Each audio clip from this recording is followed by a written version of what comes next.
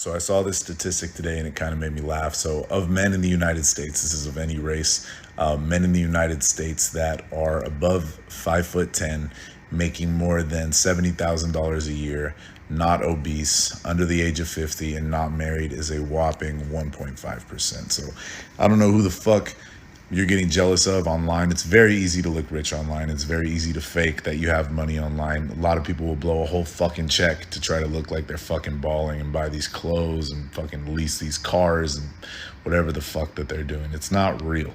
Unless you're part of the 1.5%, which I know everybody in the fucking comments is going to say that they are. Unless you're a fucking drug dealer, you're probably not clearing that, and if you really want to get your fucking money correct, which I hope all of us do, stay focused. Stop paying attention to the social media shit. It's not fucking real. I've been all around the world, and women outside the country are just much more friendly. At least in my experience so far.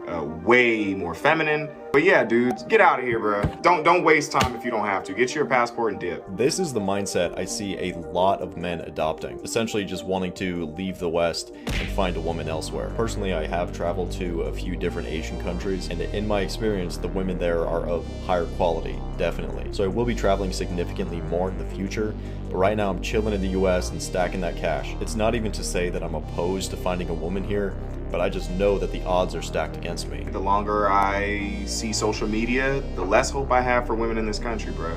It doesn't matter how good you are, it doesn't matter how handsome you are, it doesn't matter how tall you are. A lot of these women here seem like they want to have a problem with men. So you can't trust him. Okay.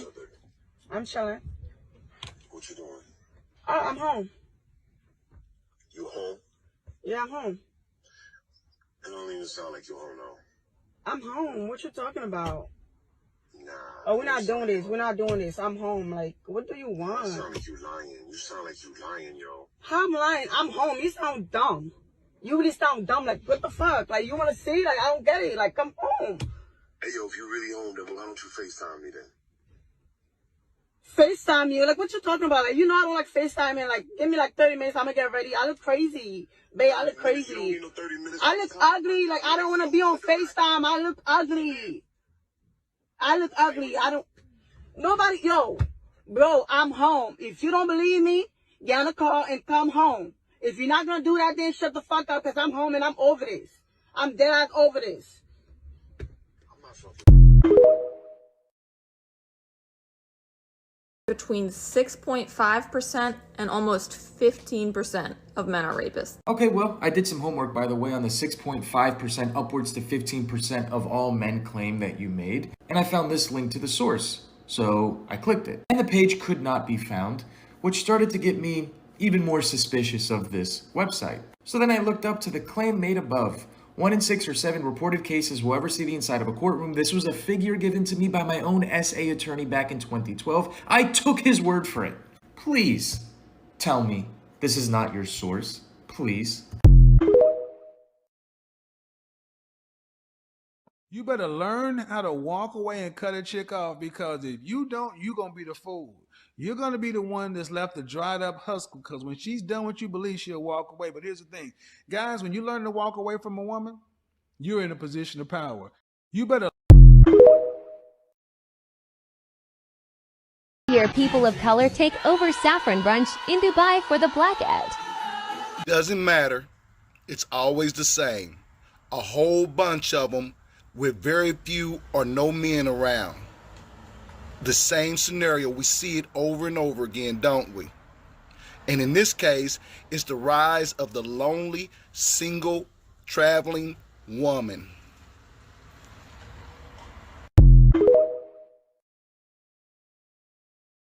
Fellas, my biggest red flags to look out for when dating a woman. And listen, learn from my mistakes so you don't have to get heartbroken like heartbreaking, you feel me? It is what it is. Number 1, if she comes in too hot, too fast, I don't give a fuck if this is the most beautiful girl you ever seen in your life.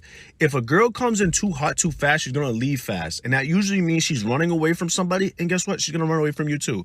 Number 2, if y'all just started talking for like a week or a couple days and she's already posted you on your story talking about my baby, listen, she's just trying to get her ex jealous. She's just using you. It is what it is.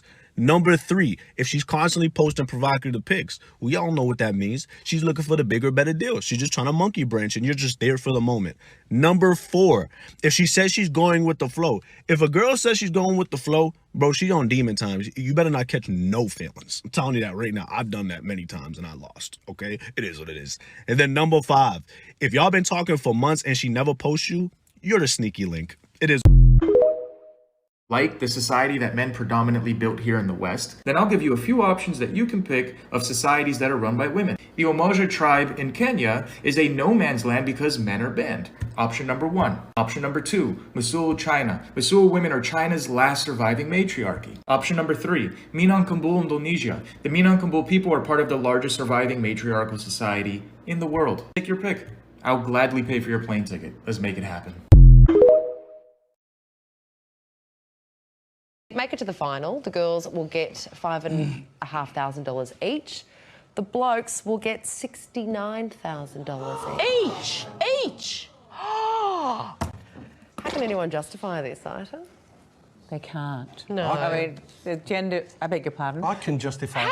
How? Why? Well, I tell you what, stars don't get paid more money because, a sport doesn't become interesting because the stars are paid more money. Stars get paid more money because the sport is interesting. Let me ask you this. How many of you guys on the panel know who our Australian Matildas are playing in the quarterfinals?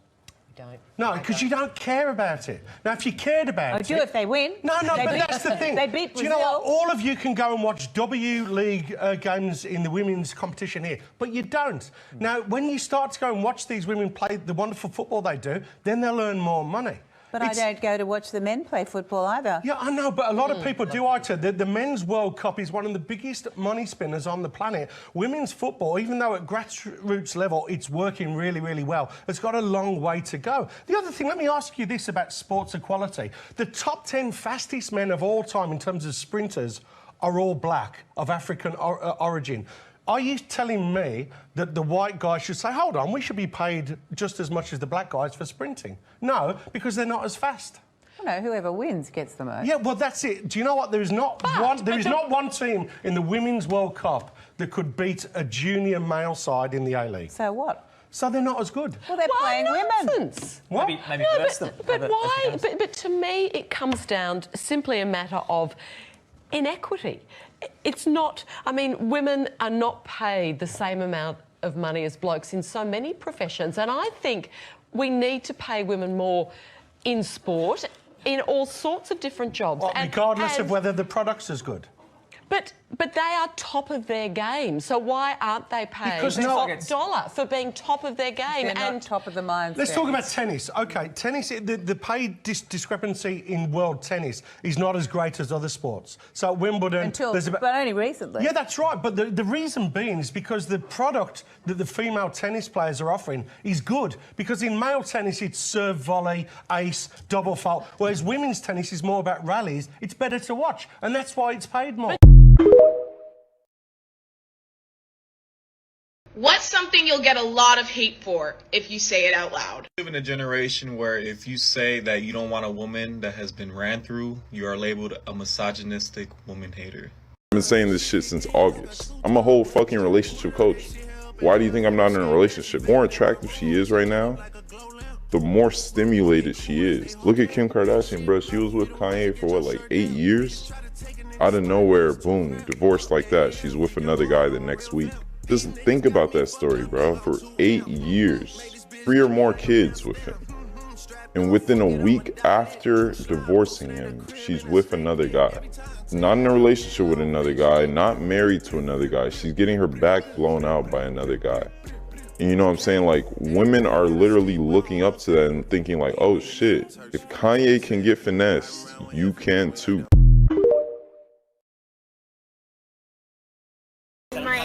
We have a ton of options because we're high-valued women. Exactly.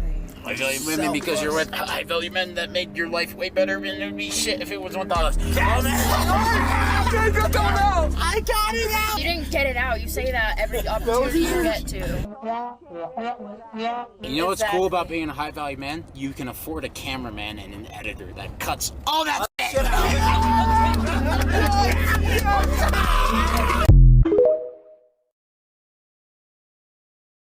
Ask any man in your life to name 3 women they admire and aspire to be like who aren't family. Even the good ones can't name 3, rarely even 1. Ask a modern-day feminist what man they like, let alone aspire to be like. Your question is disingenuous, it's stupid, it's ridiculous, and you're pushing a narrative. Grow up.